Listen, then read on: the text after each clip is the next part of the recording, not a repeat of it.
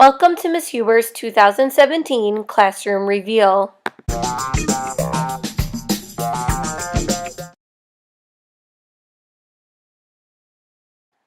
Here is our meeting area for our reading and writing mini lesson. I painted 2 yellow rectangles on the wall and I put border around them, and then I hung up curtain rods. Into the curtain rods I put binder rings. This is where I will put all of our Lucy Calkins reading and writing workshop sticky notes for our teaching points. This is our focus wall, so the kiddos will always know where to look and reference when they are reading independently. We are so lucky to have a classroom library. Students come into 2nd grade reading at a level I, J in theory, and they leave 2nd grade reading at about an M, N level. But our classroom library goes up to O and even P for those high achievers.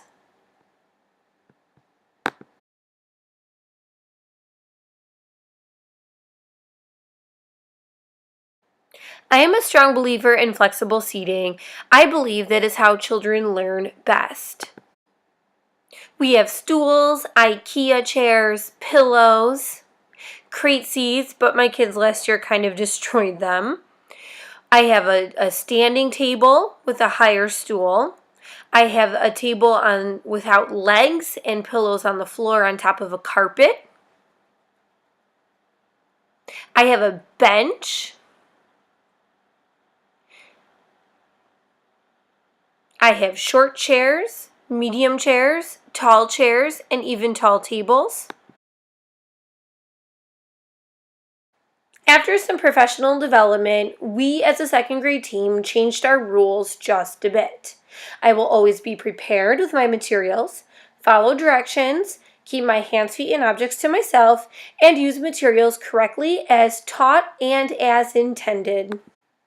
When a student breaks one of the 4 rules, they have to put their student number magnet on the board under the rule that they broke.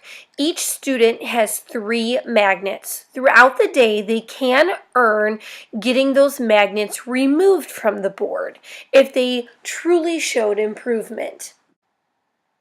If the student is a great role model and sets really good examples, they can also earn a magnet under the Wow section. Any magnets remaining on the board at the end of the day will have to be marked in their student agenda next to the rule that they broke. The parents will see that in the evening, and we can keep the parents informed that way. As a school-wide initiative, we have implemented the CHAMPS behavior system. This system allows students to always know what is expected of them. Here are the categories. C. Conversation. Can we talk? And if so, how loud? H. Help. How do we ask for help? A. Activity. What are we doing? M. Movement. How do we move around the room? P. Participation. What do you expect of me? We go over this criteria before the following areas: morning work, lineup in hallway, test taking and dismissal, turn and talk time, small group, whole group. Here's clarification on our finger talk and our voice levels. When students meet the CHAMPS behavior system criteria, students get to pick a puzzle piece from the Batman box, in which has magnet on the back, and they place it on the magnetic whiteboard that is designated for this. The puzzle turns out to be Superman. Upon completion of the Superman puzzle, students can earn a behavior celebration. My small group behavior system is where student tables can earn collaborative points. At the end of the week, the table with the most points becomes my superhero table of the week for the following week. They get first choice in where they want to sit for the upcoming week. They get a water bottle in the classroom, a reading buddy during independent reading, a placemat at their seat, and all sorts of other privileges that do not include things like candy or toys. Here's our morning and pack up expectations. This is our calm down corner. When students are not in the just right zone and they're feeling frustrated and just need a few minutes to get back in the just right zone, they can choose to come to this area. There are strategies to help them calm down, a mirror so they can see when their face has literally calmed down. There are books in this area teaching students how to be a good friend and how to apologize and to help identify how they are feeling. There are stress balls, fidget toys, and stuffed animals too. When students are back in the just right zone, they come back and join the rest of the class. Over the summer, we did curriculum work where we unwrapped Lucy Calkins' reading and writing workshop more in depth. Each one of these buckets on the shelf is for a unit of study. They contain a reader's toolkit, the spiral-bound unit of study book, any mentor text, the Lucy Calkins sticky notes for the teaching points, as well as any other small materials that Lucy requires for us to teach each mini lesson.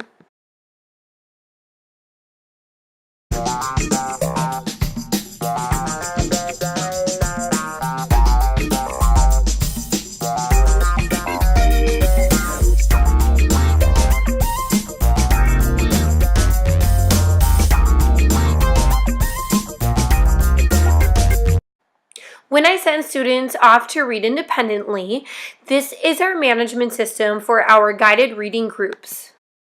Here is our visual reading level ladder. This is our guided reading area.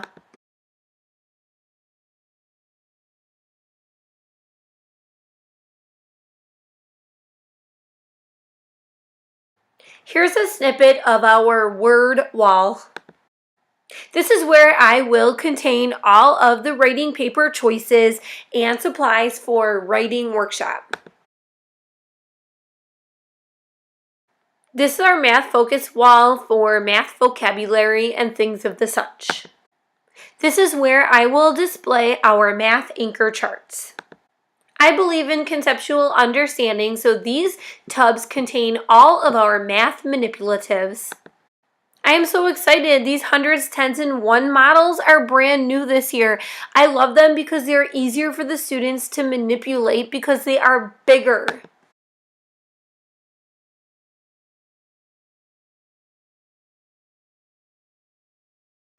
Here's our Student Supply Center where we contain some of our surplus student supplies such as erasers, scissors, glue sticks, dry erase markers, etc.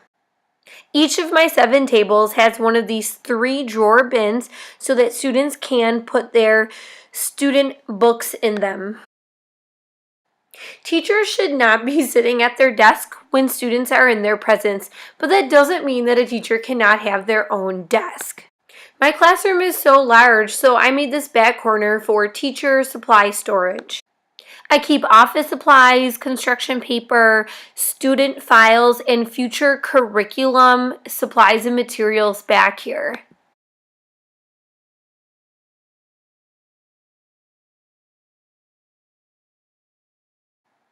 I only have 2 student computers, so we have a rotation. Here are some posters to help them be independent while using the computers.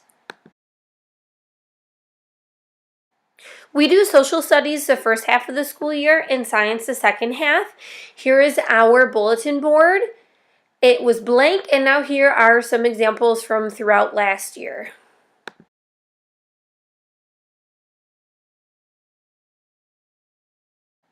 Every Monday, students pick where they want to sit for the entire week.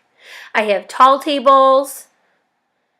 I have shorter tables, the one again that's on the floor. I have regular chairs. I have the crate seats like I mentioned earlier, pillows, ottomans, benches.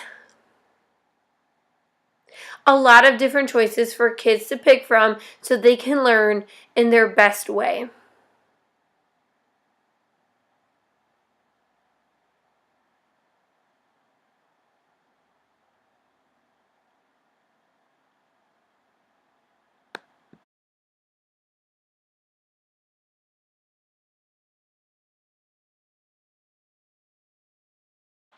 I also want to point out that I have camping chairs, saucer chairs, and a reading nook too.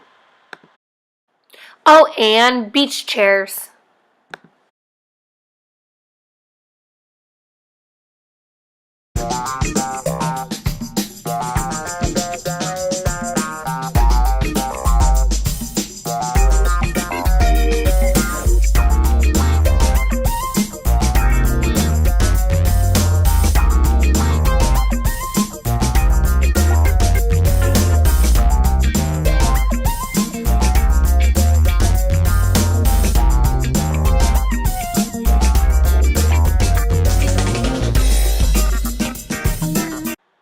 Honestly, this year's classroom reveal is extremely to the point. If you would like a more in-depth explanation of how I run different components of my classroom, I invite you to check out my classroom reveal from the 2 previous school years. You can find them on my YouTube channel. Thanks for stopping by Miss Huber's second grade classroom. I can't wait for a great year. Be sure to check out my classroom Facebook page at Miss Huber's Classroom and our classroom website, www.room201@gccs.com.